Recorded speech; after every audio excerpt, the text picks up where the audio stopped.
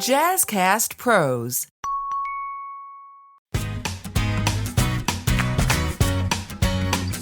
Hello, and welcome back to the Doze Podcast, where we explore the critical connections between sleep and your overall well-being. I'm your host, Soda Kuczkowski, and today I'm diving into a conversation inspired by a June health theme, Professional Wellness Month. Now, this month is dedicated to recognizing, evaluating, and enhancing health and wellness in the workplace.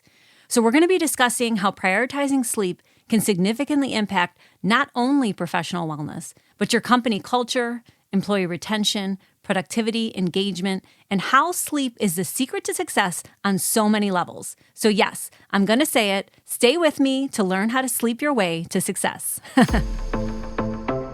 So let's get candid. We spend so much of our lives at work, so it's not only natural that we bridge the gap between our personal well-being and our professional lives. Research shows that a healthy lifestyle, good exercise routines, a balanced diet, and proper sleep patterns makes us more productive and valuable to our organizations. Yet sleep often gets left out of the conversation. Why is that? Well, maybe it's because it still feels a little bit taboo. Like talking about sleep at work is encouraging napping on the job, which of course has that stigma of laziness. But if we're being real, a well-rested employee is a happier, more engaged, and more productive employee. So it's well overdue to bring the topic of sleep into the spotlight. But there lies the first issue. How often do you actually hear about the role of sleep in professional wellness programs? Many successful organizations focus solely on the physical and mental well-being of their employees by promoting nutrition, hydration, and exercise. However, sleep is a critical component for every single one, including your overall well-being.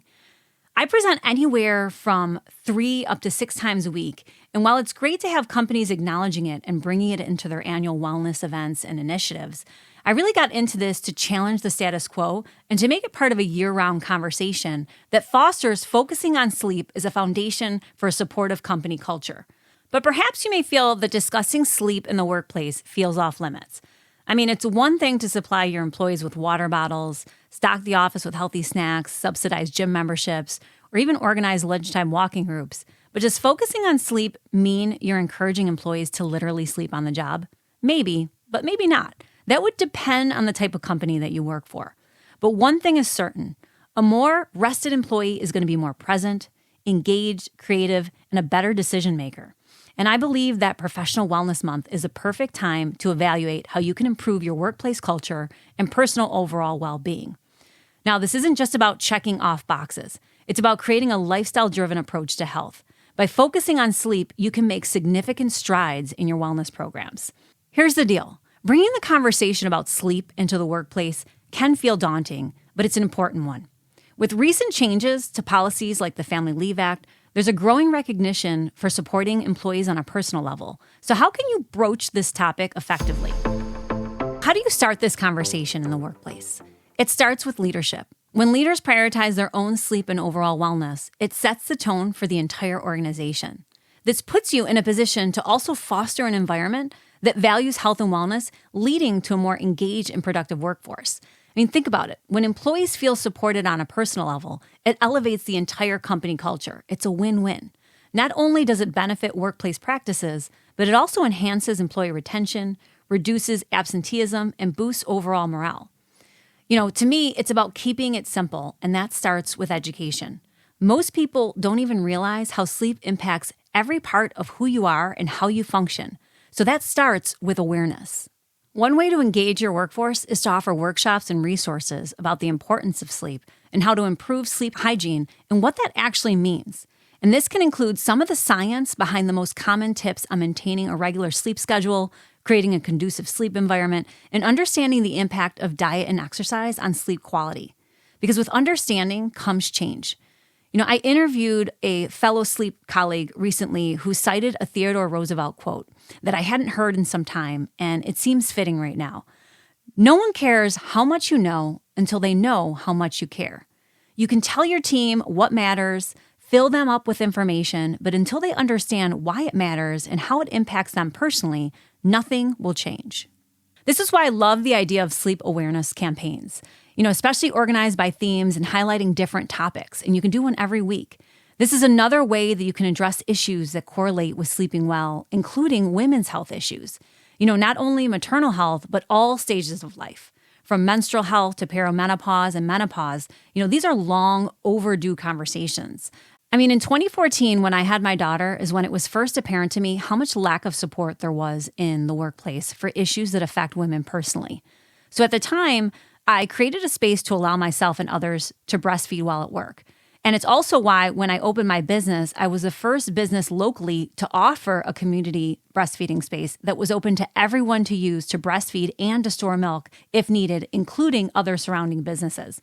My very first employee, she was a huge advocate for women's health issues, and she really opened my eyes to conversations I did not realize needed to happen because, I was raised in a different time and place. And this next generation is really leading us in reshaping the healthcare system and fostering a culture of wellness over reactivity when illness has already become the issue.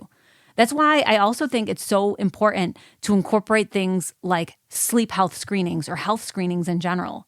These assessments can be part of regular wellness checks.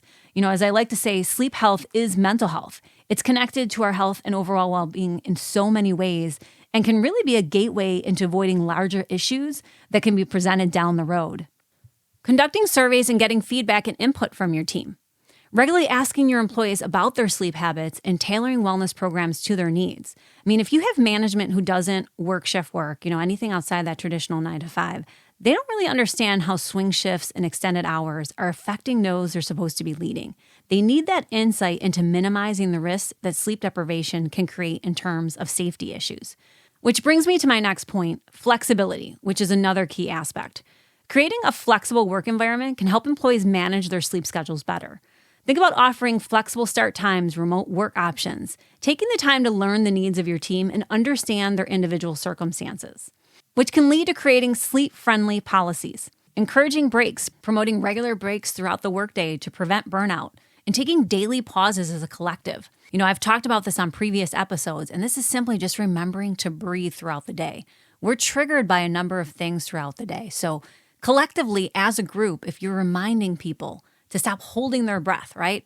Maybe set off some music at a certain time during the day and just encourage everyone to sit up in their seats and open up their posture and really just take a deep breath in and out can go a long way in mitigating stress in the workplace.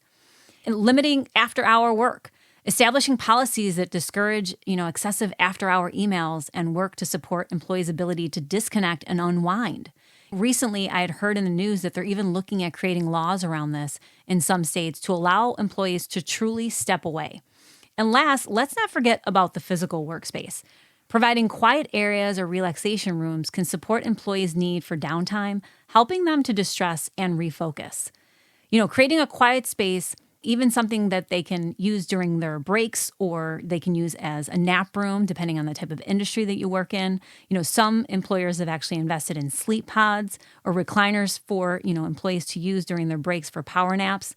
I know this seems like it would not produce creative teams, but there are many workplaces that have these types of things, these nap rooms, these nap pods, and it boosts creativity and productivity substantially. So it may not be a traditional approach, but it works. And finally, taking into account temperature, humidity, and air quality of workspaces, is that can also affect your employees' productivity day and night. Now, if you aren't the decision maker, there are still things that you can do to take charge of your sleep health, especially during Professional Wellness Month, including personal advocacy. Start by prioritizing your own sleep health and making it known to your colleagues.